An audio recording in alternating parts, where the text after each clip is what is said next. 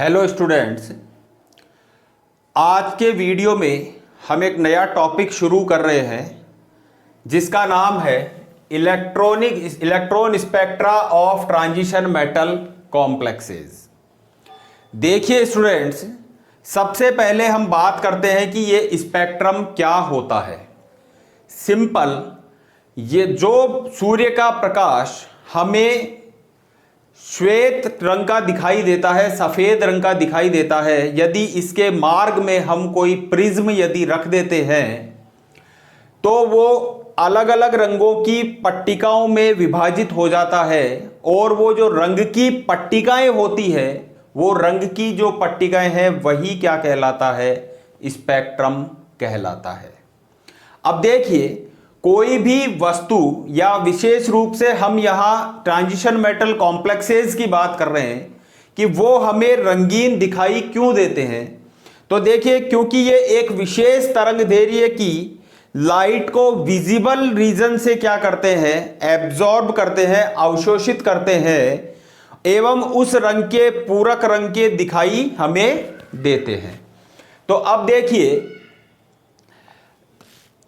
और पूरक रंग कौन सा होगा, जिसको वो विजिबल रीजन से क्या कर रहे हैं, एब्जॉर्ब कर रहे हैं। अब हमें यहां बात करनी है इलेक्ट्रॉनिक स्पेक्ट्रा की कि इलेक्ट्रॉनिक स्पेक्ट्रा क्या होगा। देखिए, दो चीजें हैं, एक है विशेष तरंगदैर्घ्य या आवृत्ति और दूसरी चीज है हमारे पास में उसका अवशोषण। तो देखिए, यदि किसी पदार्थ के द्वारा विभिन्न आवृत्ति या तरंगदैर्घ्य के विकिरणों के अवशोषण को प्रदर्शित करने वाला वक्र ही क्या कहलाता है, उस पदार्थ का स्पेक्ट्रम कहलाता है। मैंने कहा कि पर्टिकुलर, मान लीजिए तरंगदैर्घ्य पर वो किस, एक तरफ आप तरंगदैर्घ्य लीजिए, एक तरफ आप अवशोषण लीजिए, तो अलग अलग तरंगदैर्घ्य पर जो अलग अलग अवशोषण के परिणाम स्वरूप हमें जो वक्र प्राप्त होता है वही वक्र क्या कहलाता है, अवशोषण स्पेक्ट्रम कहलाता है। अब देखिए, इसको हमने स्पेक्ट्रम नाम दिया है किसी मॉलिक्यूल के रेफरेंस में। अब इलेक्ट्रॉनिक संक्रमण क्या होगा या इलेक्ट्रॉनिक स्पेक्ट्रम क्या होगा उसकी बात करते हैं। तो देखिए, यदि किसी अणु या आयन में ऊर्जा का अवशोषण इलेक्ट्रॉनों के माध्यम से यदि हो रहा है तो अवशोषण तथा विकिरणों की तरंगदैर्घ्य के मध्य का जो वक्र होगा वही क्या कहलाएगा, इलेक्ट्रॉनिक स्पेक्ट्रम कहलाता है। अब देखिए, यहां पर हम बात करते हैं कि ये जो इलेक्ट्रॉनिक स्पेक्ट्रम हमें प्राप्त हुआ है, ये इलेक्ट्रॉनिक स्पेक्ट्रम के टाइप्स होते हैं कि ये स्पेक्ट्रम किस वजह से प्राप्त हुआ है। तो ये संक्रमण की वजह से प्राप्त होता है। और संक्रमण किसका, इलेक्ट्रॉनों का संक्रमण। और इलेक्ट्रॉनों का संक्रमण यहां पर दो प्रकार से संभव होता है। देखिए, types of electronic transition, types of electronic transition,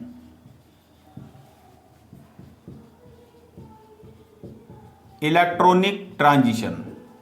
देखिए, यहां पे दो प्रकार का, यानी इलेक्ट्रॉनिक संक्रमण के परिणाम स्वरूप अणुओं में परमाणुओं पर आवेश परिवर्तन के आधार पर, आवेश परिवर्तन के आधार पर इलेक्ट्रॉनिक संक्रमण को दो प्रकारों में विभाजित किया जाता है। दो प्रकार कौन से हैं? पहला प्रकार है डीडी ट्रांजिशन, डीडी ट्रांजिशन, यानी हिंदी में हम कहेंगे इसको क्या, डीडी संक्रमण। और दूसरा जो ट्रांजिशन होता है वो होता है charge transfer transition, charge transfer transition, जिसको हम हिंदी में कहते हैं आवेश स्थानांतरण, आवेश स्थानांतरण ट्रांजिशन या संक्रमण। अब देखिए, सबसे पहले हम बात करते हैं किसकी, डीडी ट्रांजिशन के बारे में बात करते हैं कि ये डी ट्रांजिशन कहाँ होता है और किस प्रकार से होता है। देखिए स्टूडेंट्स, जब हमने CFT की चर्चा की थी तो मैंने आपको बताया था कि CFT में स्प्लिटिंग के दौरान या स्प्लिटिंग के पश्चात दो ऊर्जा के स्तर बन जाते हैं। एक ऊर्जा का स्तर निम्न ऊर्जा का स्तर होता है और दूसरा उच्च ऊर्जा का स्तर वहां पर बन जाता है। तो इसके परिणाम स्वरूप इलेक्ट्रॉन क्या करते हैं कि जो लोअर एनर्जी लेवल में होते हैं, वो लोअर एनर्जी लेवल में इलेक्ट्रॉन क्या करेंगे, ऊर्जा को अवशोषित करके और वो उच्च ऊर्जा के जो लेवल है उसमें वो चले जाते हैं। तो देखिए, एक ही मॉलिक्यूल में इलेक्ट्रॉनों का क्या हो रहा है, ट्रांजिशन हो रहा है। मैंने कहा कि निम्न ऊर्जा के स्तर से इलेक्ट्रॉन ने ऊर्जा का अवशोषण करके और उच्च ऊर्जा स्तर में वो जा रहा है। तो एक ही मॉलिक्यूल में वो क्या कर रहा है, एनर्जी गेन करके और स्थानांतरित हो रहा है। तो इस प्रकार का जो संक्रमण होता है उसको हम कहते हैं डी ट्रांजिशन या डी संक्रमण। अब देखिए, इससे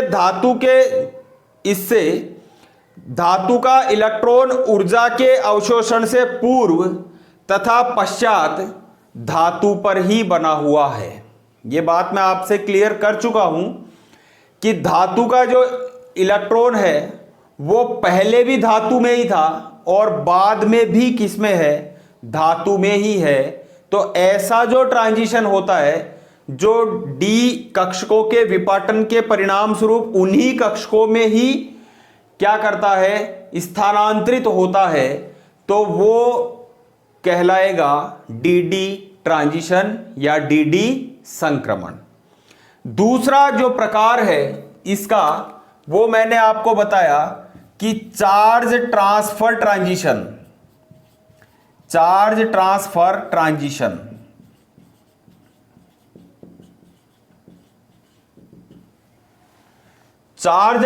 ट्रांजिशन जिसको हम हिंदी में कहते हैं आवेश स्थानांतरण संक्रमण।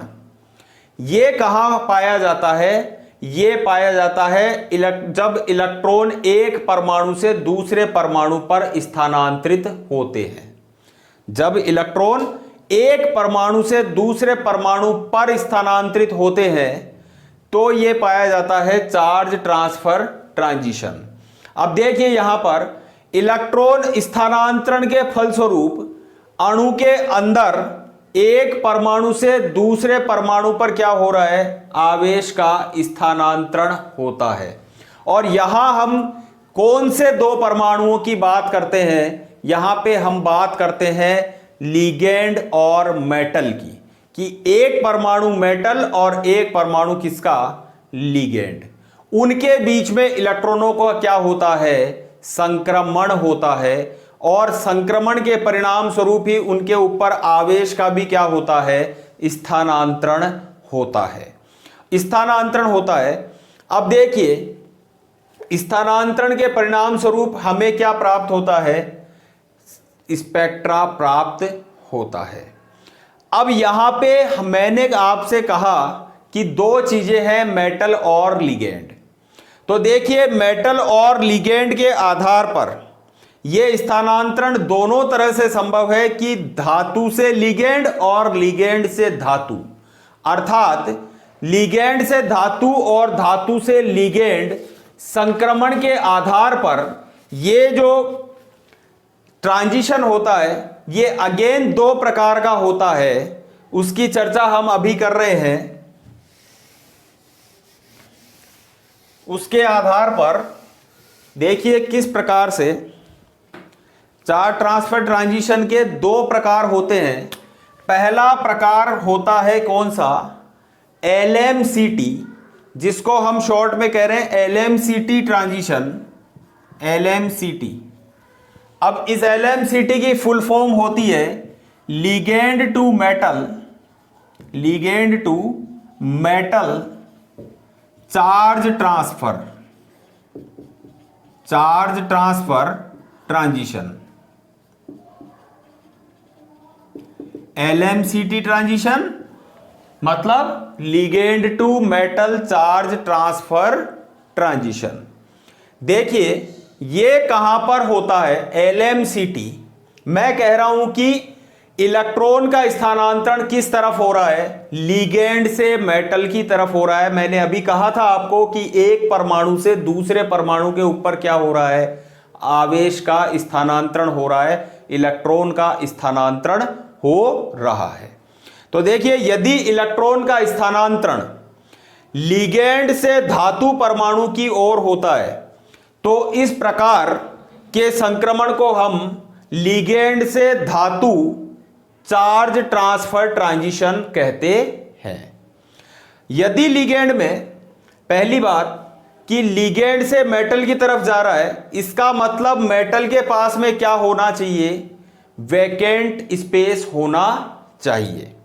अर्थात यदि लिगेंडों में अपेक्षाकृत उच्च ऊर्जा के एकल युग्म हो या लिगेंडों पर कम ऊर्जा के रिक्त कक्षक उपस्थित हो तो स्पेक्ट्रम के दृश्य क्षेत्र में आवेश स्थानांतरण बैंड पाए जा सकते हैं, जिससे कारण संकुलों के रंग क्या होंगे, काफी गहरे होंगे। देखिए अर्थात हम ये भी कह सकते हैं कि जब लिगेंड के आणविक कक्षक से मेटल के नॉन बॉन्डिंग या एंटी बॉन्डिंग कक्षकों में इलेक्ट्रॉनों का क्या होता है, संक्रमण होता है, तो हमें क्या प्राप्त होगा, LMCT ट्रांजिशन प्राप्त होता है। दूसरी बात, दूसरा प्रकार का जो ट्रांजिशन होता है वो होता है MLCT, जिसको हम कहते हैं metal to ligand, metal to ligand charge transfer, metal to ligand charge transfer transition. अब देखिए ये metal to ligand charge transfer transition क्या है कि मेटल से लिगेंड की तरफ, देखिए मेटल से लिगेंड की तरफ क्या हो रहा है, चार्ज ट्रांसफर होता है। मैंने आपको पिछले वीडियो में यह बात बताई थी कि जब लिगेंड के पास में क्या हो, वैकेंट पाई बॉन्डिंग या एंटी बॉन्डिंग ऑर्बिटल्स अवेलेबल हो, तो जो मेटल के ऊपर चार्ज, एक्सिस चार्ज होता है, वो किसको दे देता है, वापस से लिगेंड को दे देता है, जिसके परिणाम स्वरूप हमें जो स्पेक्ट्रम प्राप्त होता है वो स्पेक्ट्रम क्या कहलाता है, MLCT ट्रांजिशन के कारण से प्राप्त होता है। इसलिए वो चार्ज ट्रांसफर स्पेक्ट्रम हमें प्राप्त यहां पर हो जाता है। इस प्रकार से ये बात थी परिचयात्मक रूप से electronic spectra of transition metal complexes की। नेक्स्ट वीडियो में हम बात करेंगे selection rule for DD transitions की। Thank you.